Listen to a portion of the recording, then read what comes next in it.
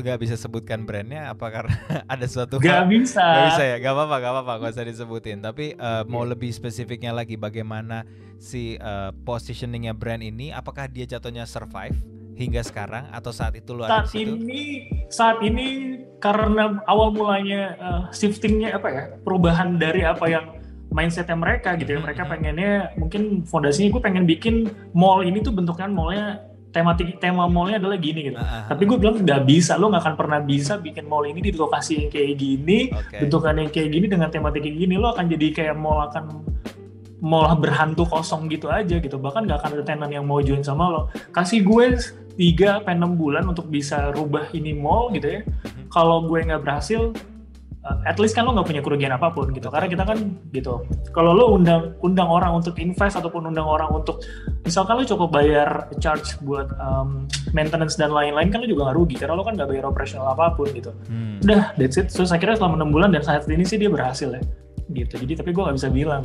Gak apa-apa juga. Berarti saat itu kan situasinya lu ketemu sama orang-orang pemikiran lama nih ya, agak clash benar, dikit. Benar. Tapi lu berhasil ngebujuk akhirnya Bang ya?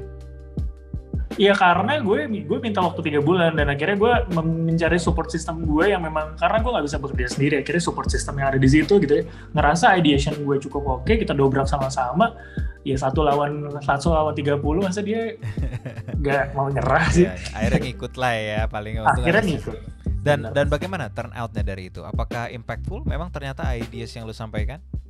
Karena sampai saat ini tuh dia hidup gitu. Oh, gitu. Kalau nggak dia hidup, mungkin tuh mall udah benar-benar spooky di era itu gitu. Mungkin karena dia masih tetap oke, kita nggak shifting, tapi kita nggak ngerubah sepenuhnya gitu ya. Kita cuman kayak menambahkan garnish, tapi akhirnya garnishnya tuh malah jadi main course gitu. Nah, jadi tetap masih stay dan eksis sampai saat ini. Ini sebenarnya dia nggak mau. Lokasinya di daerah Kemayoran ya. Oke, baik, ada sedikit mention. Dia sebenarnya nggak mau bilang, cuma gue aja yang bilangin under berata ya. Ini gara-gara gue, karena gue, berkat gue. Ya ideas dengan support sistemnya tadi sekitar 30-an orang lah yang membantu mereka di posisinya sekarang. Iya, sampai gue sampai pitching sama sekretarisnya, di coba lu bujukin nih ya, lu kalau kasih konsep kayak gini kita, karena balik lagi sih konsepnya mungkin masih konvensional, masih berpikir kayak gitu, jadi ya udah. Tapi kalau ketika kita nih sebagai tim penggerak yang bisa ngasih keyakinan buat dia gitu, kenapa? Ya akhirnya dia juga setuju gitu.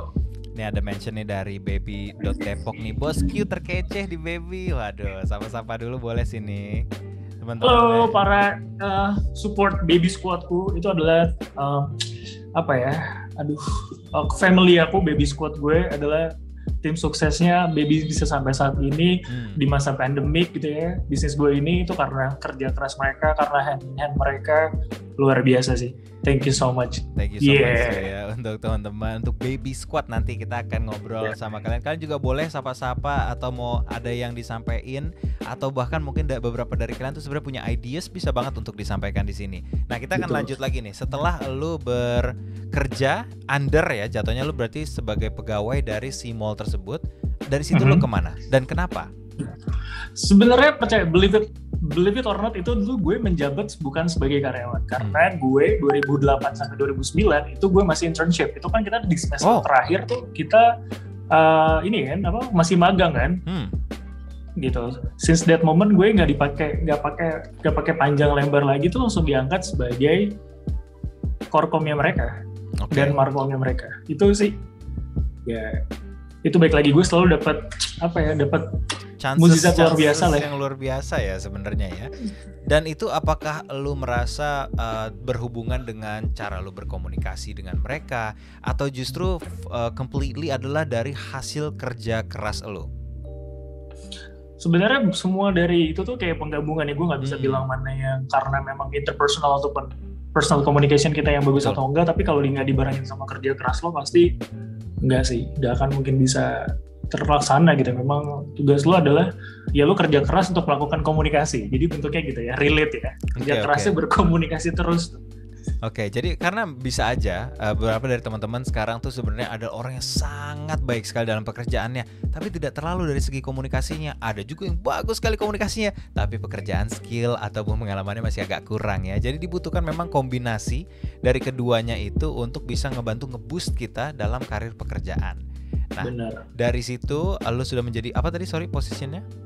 Posisinya gue adalah di CNC, Common and Commercial Area Manager. Oke. Jadi diangkat itu levelnya cukup jauh ya, dari anak intern tiba-tiba lu kayak ngelewatin itu tuh cukup dapat tanda tanya besar dari beberapa orang, tiba-tiba bisa melompati gitu ya. Udah dapat tiba-tiba kok untuk beberapa orang mungkin jadi public enemy juga gitu, karena posisi itu adalah posisi yang mungkin banyak dicari karena value yang didapetin gitu ya, itu juga cukup oke. Tapi ya balik lagi karena berkomunikasi akhirnya kita jadi baik-baik aja sih. Ini enggak bahkan sampai sekarang it's been kayak gue udah 14 tahun dan kita masih punya grup WhatsApp bareng-bareng sama mereka tuh kayak kalau bukan karena komunikasi yang baik pasti kita kayak aku nggak akan punya silaturahmi yang baik sampai saat ini sih. Gitu. Ya, dan itu kan sesuatu yang sebenarnya ditakutkan juga nih Bang sama beberapa orang yang kayaknya kalau gue ngelangkahin orang yang lebih tua atau lebih pengalaman di dalam perusahaan ini, apakah nanti gue akan jadi dimusuhi orang-orang? Lu saat itu cope up dengan itunya bagaimana Bang? Gue tipikalnya ini adalah sebuah kesempatan gue gitu. Kalau nekan kesempatan ini nggak gue lakuin gitu ya, terus lu mau sampai kapan juga gitu, karena prinsipnya adalah jangan jadi anak muda yang kayak dulu gitu ya. Kalau nekan lu mau ngedobrak sesuatu tuh untuk suatu hal baik ya dobrak aja, tuh juga tujuan lu bukan tujuan yang gimana-gimana ya, lu bukan mau menentang alam, lu bukan mau menentang sesuatu gitu. Sifatnya adalah lu mau men-challenge diri lo untuk berbuat baik untuk ya company lo atau institusi lo. Why not? Ya udah ngobrolin aja dulu gitu. Ketika itu diobrolin baik-baik, gue rasa juga akan menghasilkan sebuah mufakat yang baik juga ya. Gitu. Oke. Ada semacam mungkin tekanan barangkali dari orang-orang yang jealous karena pastinya kan ada conversation di belakang telinga kita yang berkembang gitu, sehingga apakah lo harus klarifikasi, apakah lo harus confront mereka? We don't need that. Lu cuman cukup bungkam mulut mereka sama prestasi lu. Keren. Gua mungkin kalau di posisi lu belum tentu bisa berprinsip dan berkata yang sama karena kita di-build sebagai orang yang berbeda-beda ya kan, dan I'm not sure if I can handle that emotionally, to be honest. Yang penting lu punya support system ketika lu punya yang kayak gitu, lu ada support systemnya, karena lu kan kerja nggak cuma buat mereka ya, lu kerja buat atasan lo, that's it, atasan lo oke. Ya go ahead with that gitu, karena juga hasilnya pasti dibuktiin sama prestasi kan gitu. Kalau bukan karena prestasinya yang oke juga ya udah, haters karena bakal validate kalau lo udah ya lo sampah gitu. You're saying support systems a lot. Apakah di sini terkait dengan teman-teman kerja atau termasuk keluarga, sahabat, pasangan? Sorry, gimana? Support system yang lu maksud, apakah ini teman-teman kerja, pasangan, keluarga?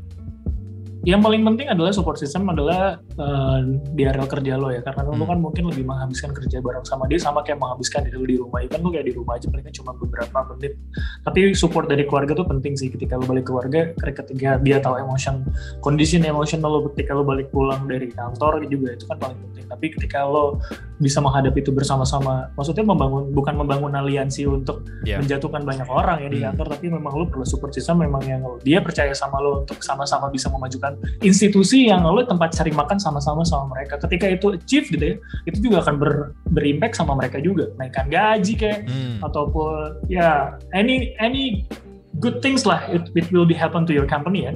Gitu. Ya, jadi memang kalaupun kita adalah orang yang bekerja keras gitu, nggak bisa terlalu cuek bebek banget nih sama orang-orang di sekitar kita, karena barangkali sebenarnya ada orang-orang yang kemiripannya dalam etos kerja, dalam menjalin relationship ke professionally-nya itu mirip dengan kita, dan kita perlu memang berteman dengan orang seperti itu ya Bang ya. Betul. Oke, terima kasih. Bukan ngajarin kubu-kubuan ya, tapi maksud gue ya support system tuh perlu ketika lo ada, itu bisa jadi input buat mereka ya. Ketika lo kan juga harus punya orang yang bisa lo percaya gitu. Ketika lo salah, lo harus diingetin. Yang dia tahu lo salah atau enggak kan adalah orang yang memang kerja bareng sama lo gitu. As a controller juga ya sebenarnya gitu. Dan untuk orang bisa ngebangun kepercayaan untuk dikritik ataupun mengkritik itu kan butuh ada waktu yang dijalin sebagai pertemanan gitu ya. Nah oke, ini terima kasih nih yang sudah pada bergabung di dalam IG live-nya. Silakan kalau ada yang mau bertanya. Ada dari Bepi.Hamuati yang sapa-sapa kita bilang gak usah takut dengan namanya senioritas ya Bang, yang penting tunjukin kemampuan aja. Oke, keren banget nih, dia bilang sukses terus. Nah